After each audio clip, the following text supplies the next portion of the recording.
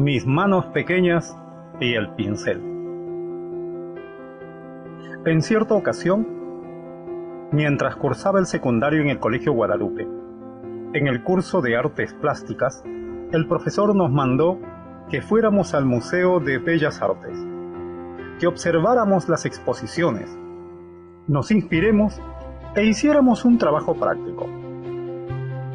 Ya en el lugar, con lo primero que me topé fue con unas pinturas que parecían que alguien, por descuido, había ensuciado o les había tirado pintura para borrar ese mamarracho. Más tarde, cuando se lo conté a Luchita, mi abuela, me dijo que a ese conjunto de cuadros las denominaban pinturas abstractas. Son una porquería, le dije.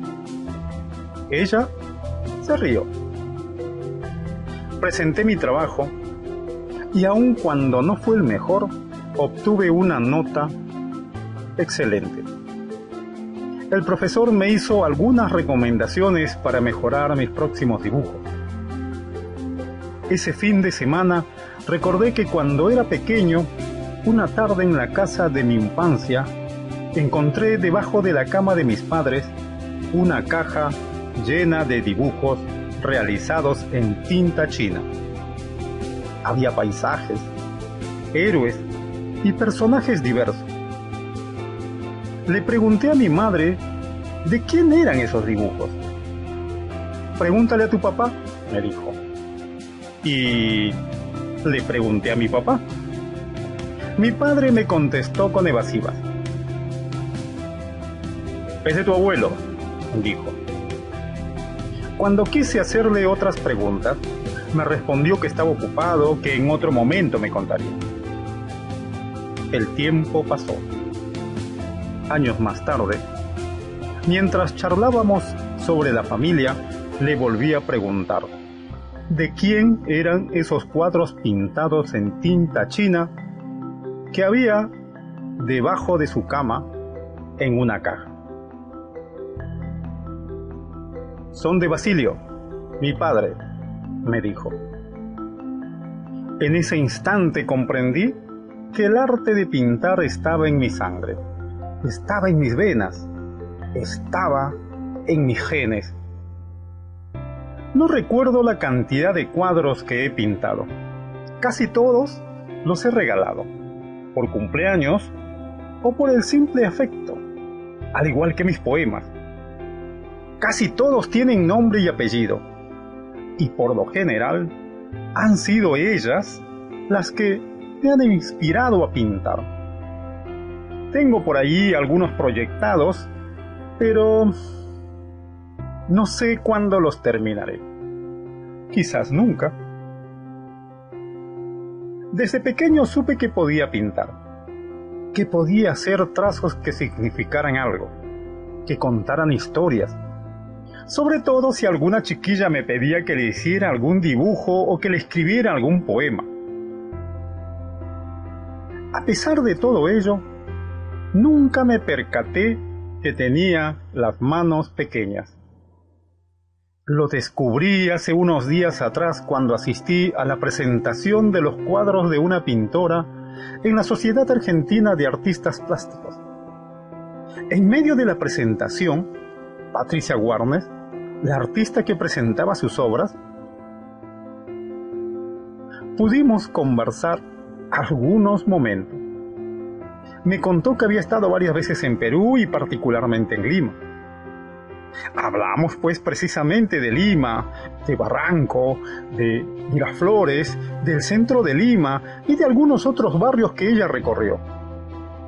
Hablamos de la cultura del Perú, de su comida, de sus playas y de sus paseos campestres, mientras por el salón circulaban las bandejas con vasos de vino y algunos bocadillos. Hablamos de Machu Picchu, de la cultura nazca y paracas. Hablamos de los mochicas. Ella también es alfarera. La charla fluyó de Buenos Aires a Lima y de Lima a Buenos Aires. Y entre toda esa charla cultural, hablamos de sus obras. hasta que de pronto ella, tengo las manos pequeñas, ser el centro de la atracción porque su madre se lo estaba robando sin quererlo. Su madre también había asistido al evento. Ella lo estaba presentando. Pianista ya no podía ser, dijo Patricia. Encima tenía el karma de tener una madre que es una artista plástica muy reconocida. Algún arte tenía que practicar. Nos reímos. Miré mis manos y me percaté que también tenía las manos pequeñas. Ya somos dos. Tampoco puedo ser pianista.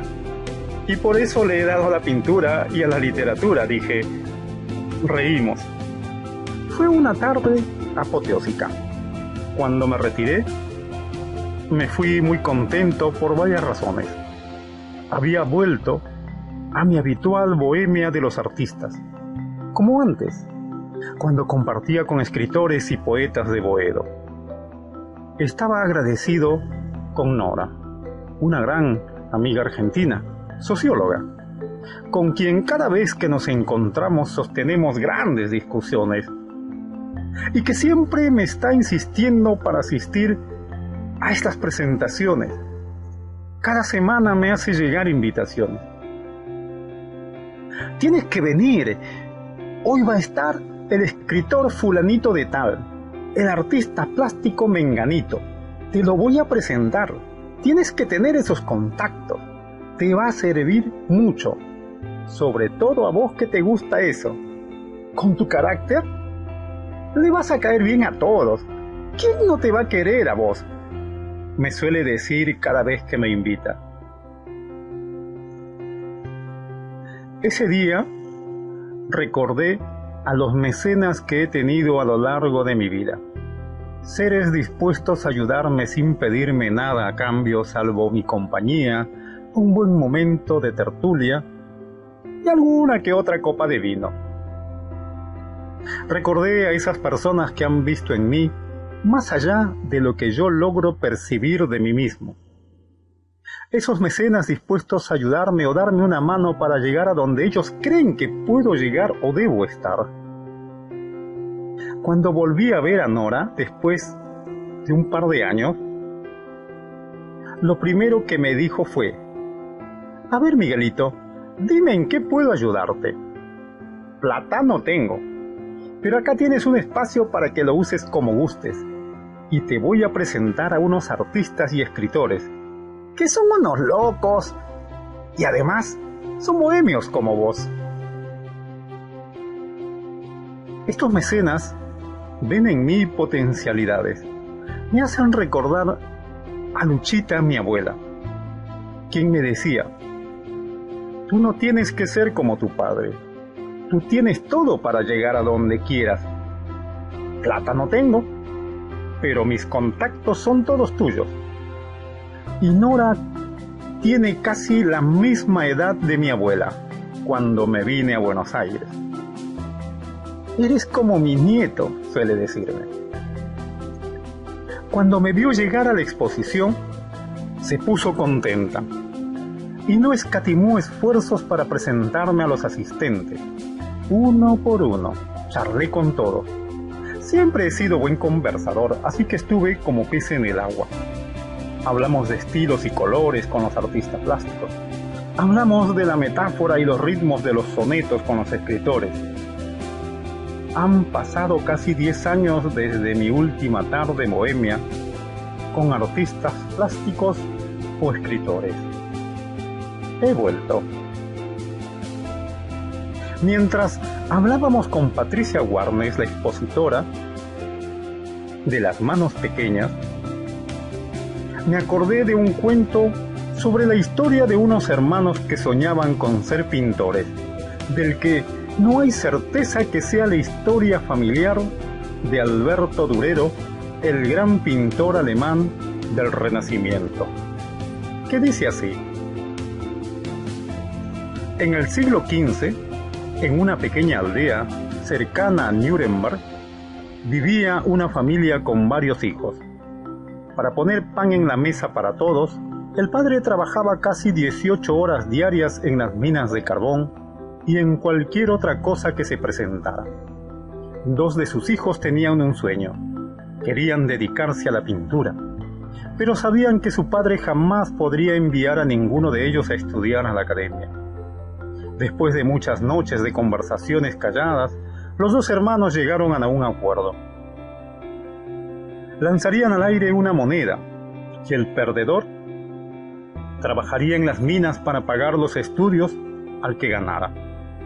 Al terminar los estudios, el ganador pagaría entonces los estudios al que quedara en casa con la venta de sus obras. Así, los dos hermanos podrían ser artistas. Lanzaron al aire la moneda un domingo al salir de la iglesia. Uno de ellos, llamado Albrecht Durero, ganó y se fue a estudiar a Nuremberg. Entonces, el otro hermano comenzó el peligroso trabajo en las minas, donde permaneció durante los siguientes 4 años para sufragar los estudios de su hermano, que desde el primer momento fue toda una sensación en la academia.